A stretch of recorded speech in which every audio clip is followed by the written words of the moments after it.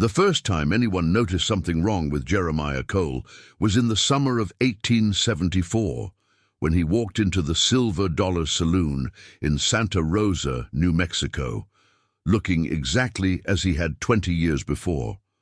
Old Tom Bridges dropped his whiskey glass. It shattered on the floor, spreading amber liquid across the worn wooden boards, but Tom did not notice. He was staring at the man in the doorway like he had seen a ghost, because in a way he had.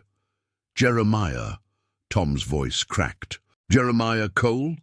The man smiled, a slow, careful smile that did not reach his eyes. "Hello, Tom. It has been a long time. You have not changed.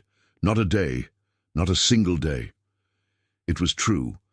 Jeremiah Cole stood tall and lean in the doorway, his face unlined, his dark hair untouched by grey, his movements fluid and easy. He looked 30 at most. But Tom Bridges had ridden with Jeremiah in the war. They had fought together at Glorieta Pass in 1862. They had been young men then, barely 20 years old. Now Tom was 42, his face weathered by sun and hardship, his hair more silver than black.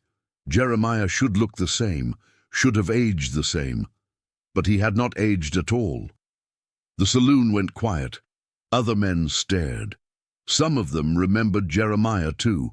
Billy Sutton, who had lost his arm at the same battle where Jeremiah took a bullet to the chest that should have killed him. Marcus Webb, who had helped carry Jeremiah's bleeding body off the field, certain he would be dead within the hour. But Jeremiah had not died. He had disappeared instead, taken by a doctor who claimed he could save him. No one had seen him since, until now. "Where have you been?" Tom asked, his voice barely a whisper. "Around," Jeremiah said vaguely. He walked to the bar, his boots making soft sounds on the floor. "I need information. There is a clinic here in Santa Rosa, runs by a doctor named Silas Crane. You know it?" Tom nodded slowly. Everyone in Santa Rosa knew about Dr. Crane's clinic. It sat on the edge of town, a large building that had been constructed 5 years ago with money that came from somewhere back east. Dr. Crane treated the wealthy mostly, people who came from far away seeking his special care, people who arrived sick and left different. "What do you want with Crane?" Billy Sutton asked, moving closer. His empty sleeve was pinned to his shirt. "You look healthy enough. Look better than healthy, if I'm being honest." Jeremiah's jaw tightened. "He is the doctor who saved me after Glorieta Pass. He took me to his facility, told me he could heal the bullet wound. He did heal it, but he did other things too, things I did not agree to, things I did not know about until it was too late." "What kind of things?" Marcus Webb asked. Jeremiah pulled back his sleeve. His forearm was covered in scars, thin white lines crisscrossing the skin in patterns that looked almost deliberate. Experiments, injections, procedures I do not have names for. He was trying to find a way to stop aging, to stop death itself. He used soldiers from the war, men who were dying anyway, men no one would miss. He saved us, yes, but he changed us too. The saloon remained silent. This was the kind of story that belonged in dime novels, not in real life. But there stood Jeremiah Cole, unchanged by 20 years, his eyes holding a haunted quality that made every word believable. "How many?" Tom asked. "How many others?" "I do not know. I was kept separate. But I heard others sometimes, heard them screaming during the procedures, heard them begging Crane to let them die." Jeremiah's hand trembled slightly as he pulled his sleeve back down. "I escaped 8 years ago. Took me this long to gather the courage to come back, to find out what he is still doing, to stop him if I can." "Why come back at all?" Billy asked. "You got free. Why not just stay gone?" "Because it is not over," Jeremiah said. "The things Crane did to me, they are still happening. My body does not age, but it does not heal right either. Cuts that should close in days take weeks. Broken bones that should mend stay broken. I am caught between living and dying, stuck in this moment forever." And if Crane is still experimenting, there are others like me, maybe worse than me. They deserve to know the truth. They deserve a choice. Tom Bridges studied his old friend. 20 years of silence, 20 years of mystery, and now this. What do you need from us? Help, Jeremiah said simply. I need to get inside that clinic. I need to see what Crane is doing now, get proof of his experiments. But I cannot do it alone. He has guards, security. He knows I escaped. He will be watching for me. This is dangerous talk, Marcus said. Dr. Crane has powerful friends. The territorial governor comes here for treatment, wealthy ranchers, even some army officers. You accuse him of something like this without proof. They will hang you for slander, or worse. I know, Jeremiah replied. That is why I need proof. That is why I need witnesses. That is why I am asking for help. The men exchanged glances. This was not a simple favor.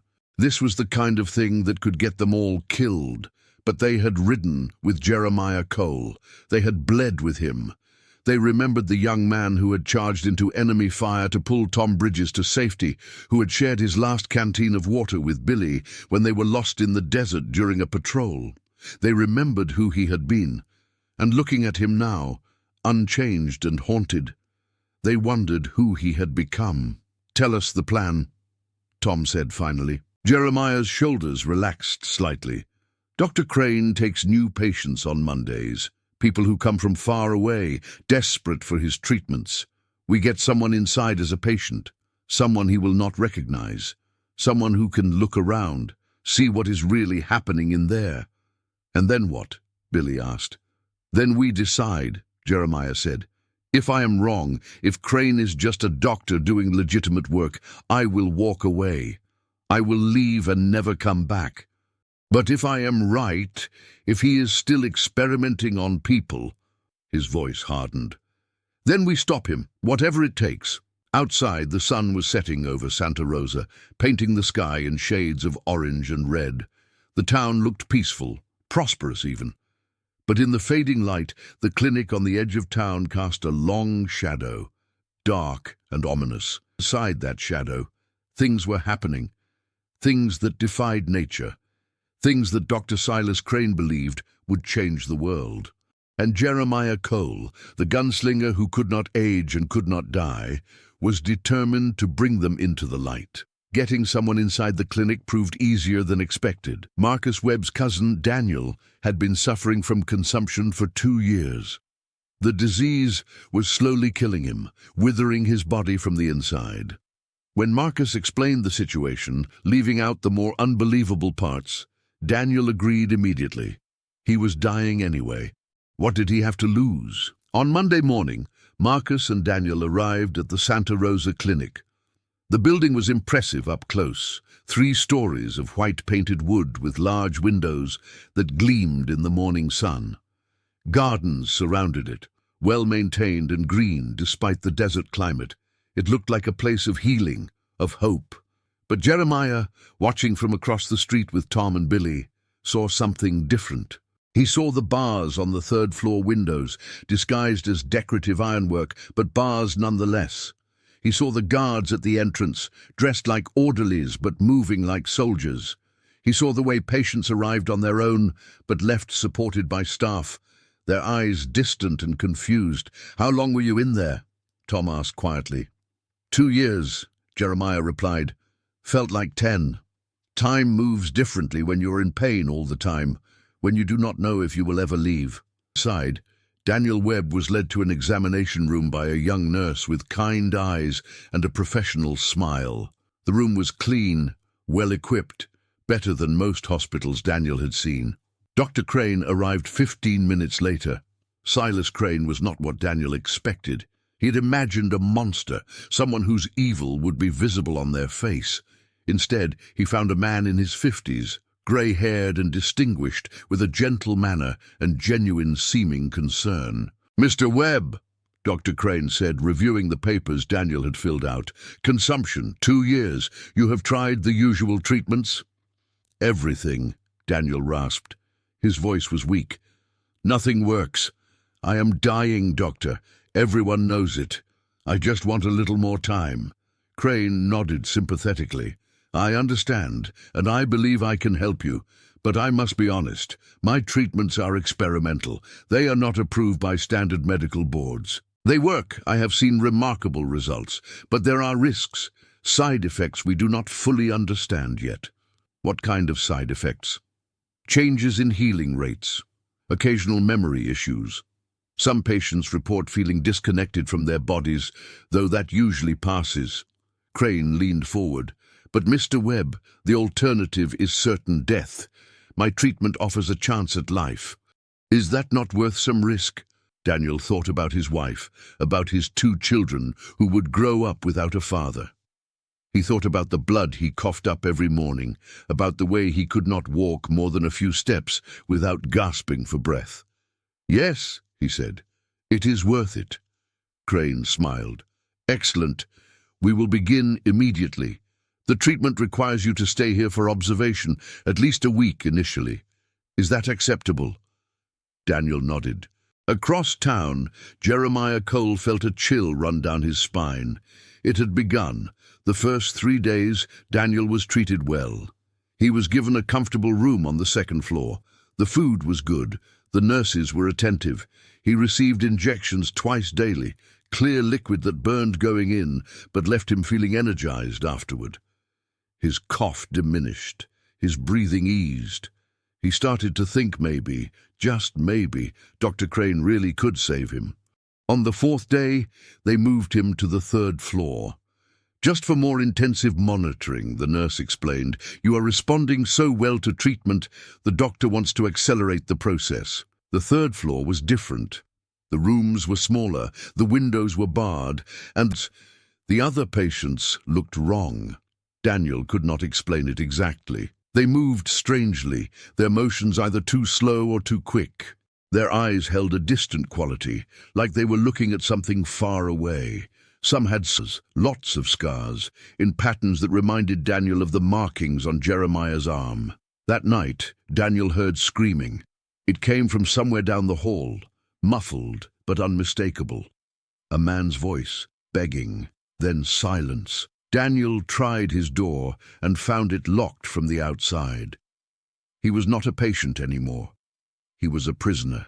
The next morning, Dr. Crane came to his room with 2 orderlies. "Good morning, Daniel. How are you feeling?" "I want to leave," Daniel said. His voice was stronger than it had been in months. The treatment had done that much. "I appreciate your help, Doctor, but I want to go home now." "I am afraid that is not possible," Crane said gently. "You are at a critical stage in the treatment. Stopping now could be fatal. Give us 1 more week. Just 1 more week. And if I refuse?" Crane's expression did not change, but something cold flickered in his eyes. "Then you will die. The treatment has already altered your body chemistry. Without the full course of injections, your system will collapse. You will be dead within days." Daniel stared at him. "You did this on purpose. You made me dependent." "I saved your life," Crane corrected. "What comes next is up to you. Cooperate, complete the treatment, and you will live a long, healthy life. Resist, and you will die. Those are your choices." After he left, Daniel sat on his bed, his mind racing. He needed to get word to Marcus somehow, needed to warn Jeremiah that he had been right about everything. That afternoon, during his exercise period in the 3rd floor hallway, Daniel managed to slip a note to a cleaning woman. He had written it on a scrap of paper torn from his Bible, using pencil he had stolen from a nurse's pocket. The note said simply, "Tell Marcus Webb his cousin is held against his will at the clinic. Tell Jeremiah Cole that Crane is still experimenting. 3rd floor. Come soon." He did not know if the cleaning woman would deliver it, did not know if she could even read, but it was his only chance. 2 days later, the note reached Marcus. That night, Jeremiah Cole stood in Tom Bridges' house, reading it by lamplight, his face grim. "He is in trouble," Marcus said. "We have to get him out." "It is not that simple," Jeremiah replied. "Crane will not just let him go, and if we try to force our way in, people will get hurt." We need a better plan." "What kind of plan?" Billy asked. Jeremiah was quiet for a long moment. Then he said, "We give Crane what he wants. We give him me." The others stared at him.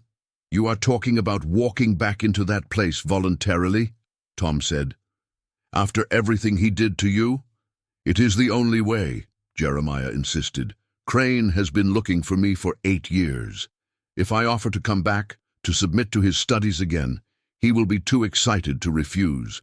And he will be so focused on me that he will not notice when you 3 get Daniel out." "This is suicide," Marcus said flatly. "Maybe," Jeremiah agreed. "But it is also the right thing to do. There are others in there, Marcus. Others like me, others like Daniel who were lied to and trapped.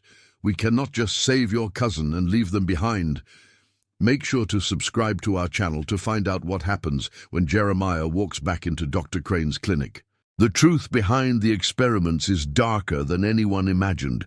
Jeremiah Cole walked up to the Santa Rosa clinic at dawn, alone, his hands held away from his weapons. He had left his guns with Tom, knowing Crane would never let him inside if he was armed.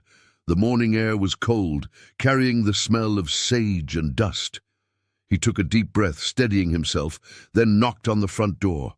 The guard who answered recognized him immediately. His eyes went wide, and his hand moved toward the pistol at his hip. "I am here to see Dr. Crane," Jeremiah said calmly. "Tell him Jeremiah Cole has come back voluntarily. Tell him I want to talk." 10 minutes later, he sat across from Silas Crane in a well-appointed office on the first floor. The doctor looked older than Jeremiah remembered, more grey in his hair, deeper lines around his eyes. But his expression held the same intense focus, the same fervent belief that had frightened Jeremiah years ago. "I confess, I never expected to see you again," Crane said. "You were so determined to escape, so convinced I was some kind of monster." "You are a monster," Jeremiah said quietly. "But you are also the only person who understands what is happening to me. My body is breaking down. The treatments you gave me, they are failing. I need help." It was partially true. Jeremiah did have problems, pains, and weaknesses that came and went, but mostly he was lying. He watched Crane's face carefully, looking for the reaction. Crane leaned forward, interest sparking in his eyes. "Tell me everything. Every symptom, every issue. This is exactly what I have been hoping to study. The long-term effects, the sustainability of the treatment." Jeremiah spent 20 minutes describing real and imagined problems. Crane took notes, asked questions, his excitement growing. Finally, he set down his pen. "I can help you," he said, "but I will need you to stay here. Submit to tests. Let me examine you properly. Can you do that?" "On one condition," Jeremiah replied. "You let Daniel Webb go, Marcus Webb's cousin. He came here for consumption treatment and you are holding him prisoner." Crane's expression hardened. "Mr. Webb signed a contract. He agreed to complete the full treatment course. Under false pretenses, you did not tell him he would be locked up. You did not tell him he would become dependent on your injections. Let him go, and I will cooperate with whatever you want." For a long moment, Crane said nothing. Then he smiled, a cold, calculating smile. "Very well. I will release Mr. Webb this afternoon, and you will begin tests immediately." He stood, extending his hand. "Do we have an agreement?" Jeremiah shook his hand, feeling like he was making a deal with the devil. "We do." They moved him to the 3rd floor that same morning. The room was small and sparse, with a narrow bed and a single chair. The window showed the desert stretching away toward distant mountains. Jeremiah stood at that window, looking out, remembering the last time he had been here, remembering the pain, the confusion, the desperate need to escape. Outside, Tom Bridges and Billy Sutton waited in position. They had watched Jeremiah enter the clinic, had seen the guards relax slightly as the morning wore on. Now they watched for Daniel Webb to emerge. At 2 in the afternoon, the front door opened. Daniel walked out, supported by a nurse, blinking in the bright sunlight. Marcus was waiting with a wagon. He helped his cousin up, thanked the nurse politely, and drove away. One rescue complete. But Jeremiah remained inside. The tests began that evening. Crane drew blood, lots of it, filling vial after vial. He measured Jeremiah's heart rate, his breathing, his reflexes. He asked endless questions about the last 8 years, about every injury and illness, about how his body responded to different conditions. Remarkable, Crane kept saying. Truly remarkable. Your cells are not dividing normally. They have almost stopped entirely.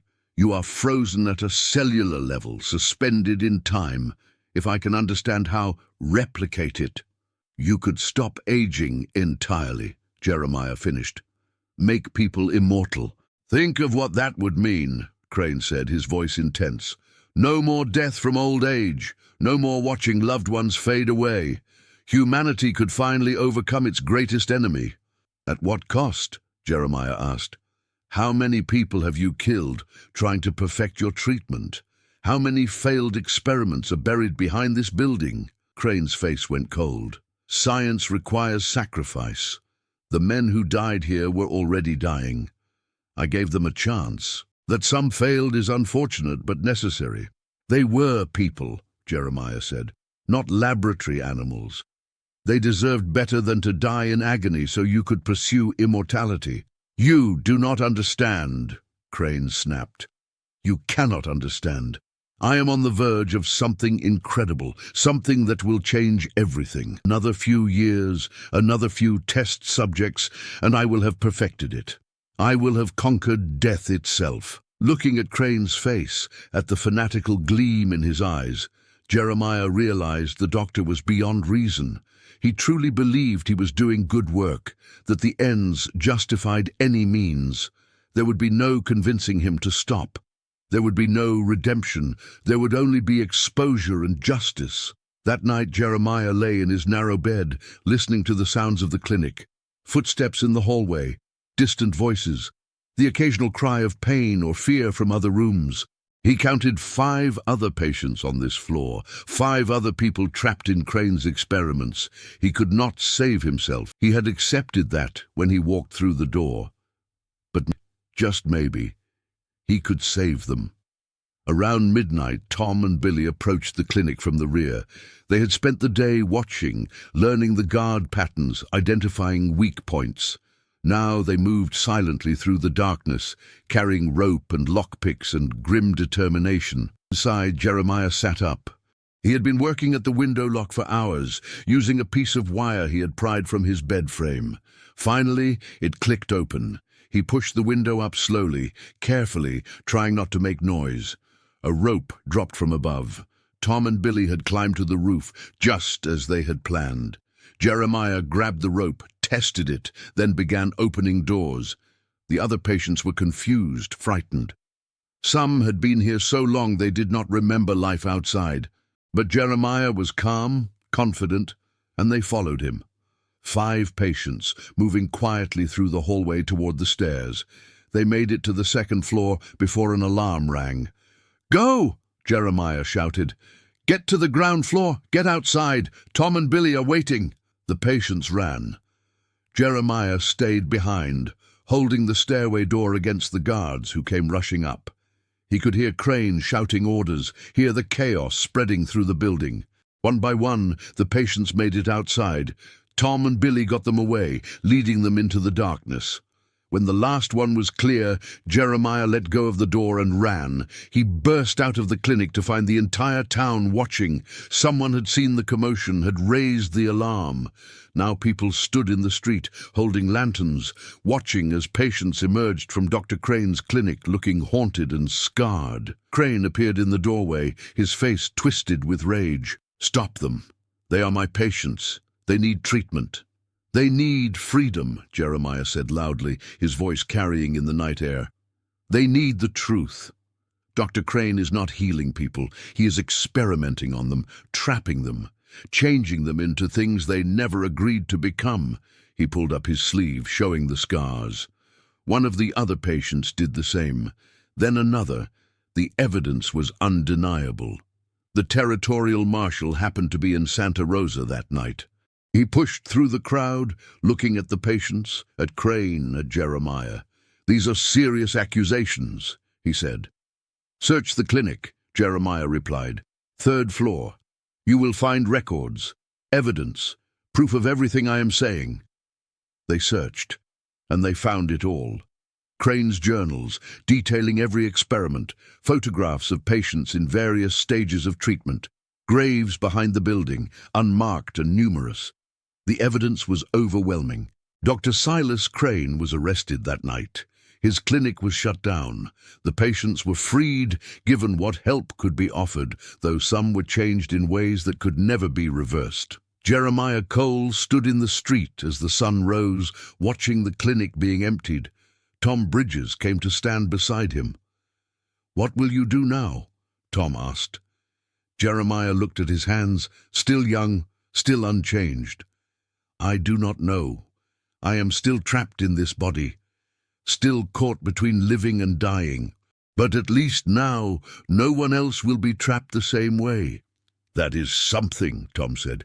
"That is enough." Maybe it was. Jeremiah looked around at the people he had saved, at the town that finally knew the truth.